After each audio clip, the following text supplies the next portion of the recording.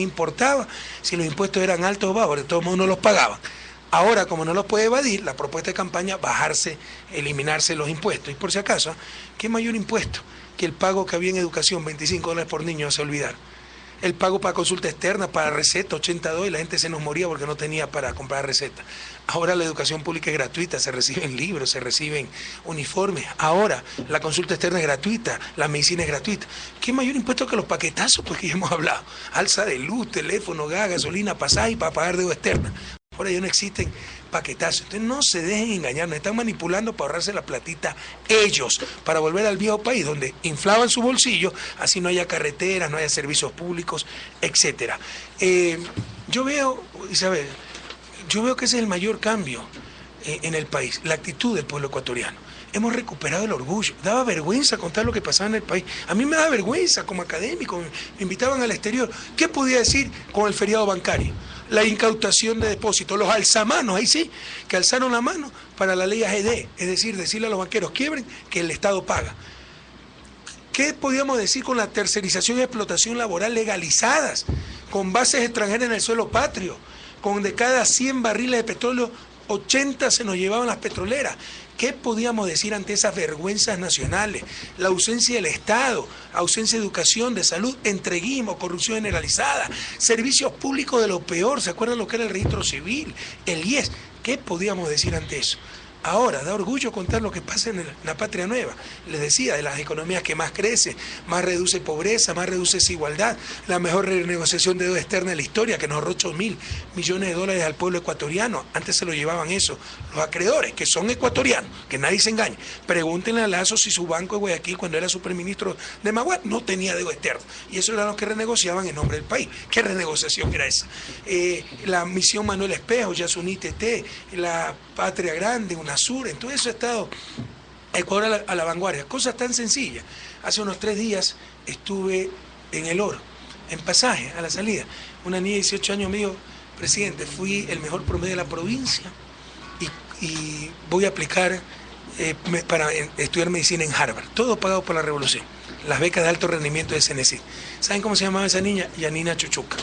Yo le pregunto, ¿cuándo una Yanina Chuchuca iba a aspirar a ingresar a Harvard? Claro. Ese es el nuevo país.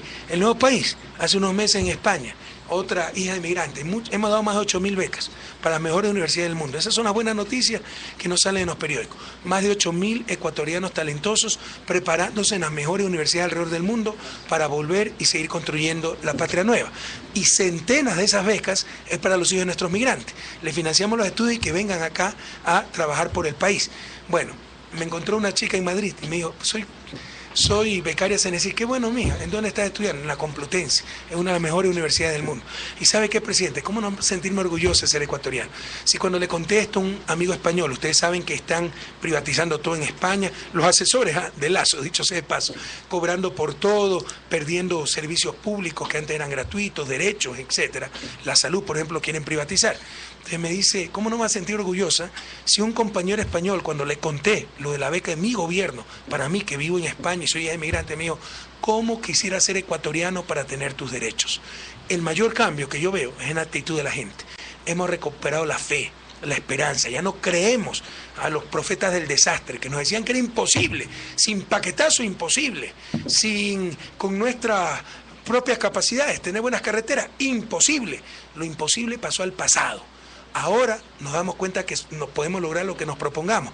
Y esa esperanza, esa fe en nosotros mismos, primero es lo fundamental para el desarrollo. Y segundo es el más importante cambio que yo veo, más allá de lo físico, de la infraestructura, escuelas, colegios, PCs, hospitales, carreteras, etcétera, ese cambio de actitud en nuestra gente. Sí, para darle seguimiento al tema económico, si consideramos que los impuestos son la base de sostenimiento de cualquier sociedad moderna y democrática como la que tenemos ahora, basada en los principios de solidaridad y progresividad, entonces la eliminación de los impuestos sería una idea descabellada, porque de alguna manera se afectaría con la gran inversión pública que se está gestando aquí en el país a través de estos 6 años de la Revolución Ciudadana, presidente. Y también sobre el tema, si me permite, sobre el tema de que ya lo abordó aquí la propuesta que hace Alberto Acosta, por ejemplo. El candidato Alberto Acosta de la izquierda migrante dice Y es reiterativo en cuestionar la política extractivista, como él la llama, de su gobierno, y dice no a la minería, no a la explotación petrolera, entreguista al capital transnacional. Yo le pregunto a usted, ¿tiene sustento esa propuesta si contrastamos con la gestión de su gobierno, los 6 años de la Revolución Ciudadana, que ha tenido y se ha caracterizado por un manejo, diríamos, responsable de los recursos naturales, un uso inteligente de esos recursos y con sistemas de protección del medio ambiente? Mire, la baja de los impuestos, le insisto, se puede rayar de irresponsable. Por si acaso, nosotros hemos bajado muchísimos impuestos, pero no lo hice. Ya mencioné algunos, me olvidaba. Impuestos a las importaciones, aranceles. Tenía 400 partidas con arancel cero, ahora tenemos cerca de 3.000, porque bienes de capital. Miren lo tontos que eran estos tipos. Ellos se ahorraban su platita en su bolsillo, pero ahí sí castigaban a la producción, pues, cuando tenían que pagar impuestos a los tractores, los insumos productivos, etc. Ya nada de eso paga arancel. Las partidas arancelarias con arancel cero han pasado de 400 a cerca de 3.000. Pero asumiendo que nosotros hemos aumentado los impuestos y que eso perjudica el avance del país. Entonces, si antes eran bajos, porque ya no estamos desarrollados, ¿sí me explico? Entonces, si toda la vida ellos mantuvieron como manejaban el país en bajos impuestos, si esa es la clave, ¿por qué entonces no tuvimos las carreteras, las hidroeléctricas, los hospitales, la escuela? Antes, pues, si se dan cuenta que es insostenible su argumento, buscan es ahorrarse platita, mejorar familia, pero la familia de la Gallada, la familia de San Borondón, prohibido olvidar. Y sobre Alberto Acosta, bueno, Alberto Acosta es un niño de 60 años y pico, pues se sentó. O sea, las cosas que dice son una barbaridad. O sea, yo respeto, respetaba y respeto todavía, creo un hombre inteligente, pero el infantilismo, la inmadurez lo lleva a unas tonterías que además lo ha llevado a un fracaso electoral el próximo domingo terrible, porque no habla ni para lo nacional, habla para lo local, para ciertos grupitos fundamentalistas que quieren convencerse de lo que, y quieren escuchar de lo que ya están convencidos, ¿no? Y cosas insostenibles, no al petróleo, no a la minería, pero sí a la pequeña minería, que es la más contaminante. O sea, si su argumento es que no se contamine el medio ambiente, es como si a la pequeña minería que contamina y no a la gran minería que con uso de técnicas de punta no contamina el medio ambiente. Entonces son insostenibles. Vea, Alberto Acosta lo conozco muy bien. Usted le da el monopolio de la Coca-Cola en Arabia Saudita y le quiebra al día siguiente. Pero en vez de reconocer su fracaso, va a decir, no, pero tuvimos más democracia porque participaron todos los empleados en la gestión. Quebramos, ya nadie tiene trabajo, pero ¿cuánta participación? Entonces, bueno, el pueblo ecuatoriano decidirá si le da su confianza a esta gente que, insisto, nos quebrarían, como el ejemplo de la Coca-Cola, al día siguiente. Son unos niños. El caso de Alberto es un niño de 60 años. No creo que sea mala fe. Pero ahí sí hay gente dañada que lucra esta situación, lucra del conflicto. Por eso le conviene mantener vivos los conflictos, el conflicto minero, petrolero, porque ellos lucran de eso, ¿no? Hay gente mala, dañada. Y bueno, esa gente sería nefasta para el país. Hay que ver con quién está acompañado. Bueno, ¿no? es que tu pregunta es para los oyentes. ¿Quién quiere que un Jorge Escala sea ministro de Educación? ¿Quién quiere que una Lourdes Estiván sea ministra de Cultura? ¿Quién quiere que una Mary Zamora sea secretaria nacional de Ciencia y Tecnología? Pero esa es la gente que rodea a Costa. Dime con quién andas y te diré quién eres. Economista, vamos a cambiar de tema porque el tiempo obviamente pasa violentamente. Son ya las 10:41. Este programa va a ser reprisado el día jueves a las 14 horas para todos quienes están siguiendo esta señal informativa. Vamos a cambiar al tema internacional, ¿les parece a nuestros panelistas? Bueno, la crisis sistémica. Estamos justamente en un tema muy importante y está el economista Jorge Orbe, quien es analista en el tema internacional, que quiere de inmediato hacerle una pregunta a nuestro invitado, el economista Rafael Correa. Economista Orbe, le saludamos. ¿Cómo está? Buenos días. Buenos días, señor presidente. Buenos días. Le saluda Jorge Orbe, decano de la Escuela de Relaciones Internacionales José Peralta del IAEN. La pregunta que quería hacer es la siguiente. América Latina requiere impulsar una política industrial que fomente la integración productiva de nuestros países. En la medida en que ello requiere de la participación del sector privado, ¿qué política impulsará el gobierno nacional para renovar el tejido empresarial con una nueva visión, dispuesta a realizar inversiones industriales y encadenamientos productivos que permitan convertir a UNASUR en un bloque económico de poder? Bueno, saluda al economista Orbe, trabaja en el IAEN. Pregúntele al economista Orbe lo que era el IAEN y lo que es ahora. Una escuela de gobierno a la vanguardia de lo que necesita el sector público ecuatoriano. Antes era manejado por los militares y mandaban ahí al burócrata que que no servía, el que se querían deshacer, mándalo a hacer un año el curso en el IAEN. Así, ese era el viejo país. Pregúntele. La verdad. Mire, sobre la política industrial regional, primero, un principio. No pretendan que todo se haga del gobierno. Por ejemplo, el ejemplo clásico. Un siglo exportadores de petróleo y no exportamos chocolate. ¿Qué va a hacer usted, presidente, en caso de ser reelecto? Bueno, también pregúntenle a los industriales, pues a los productores de cacao, al sector privado. ¿Por qué en un siglo seguimos exportando cacao y no chocolate? No todo se puede resolver del sector público. Tiene que haber espacio para el sector privado.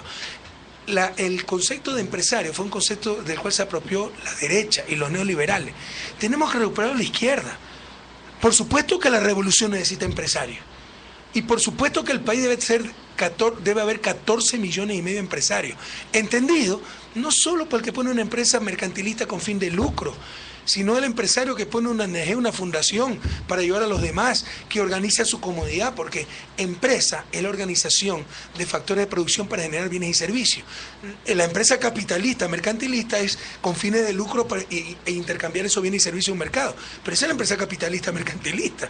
Pero empresas debemos tener por todos lados, y empresarios, por supuesto, que generen bienes y servicios, que creen, que asuman riesgo, que lideren.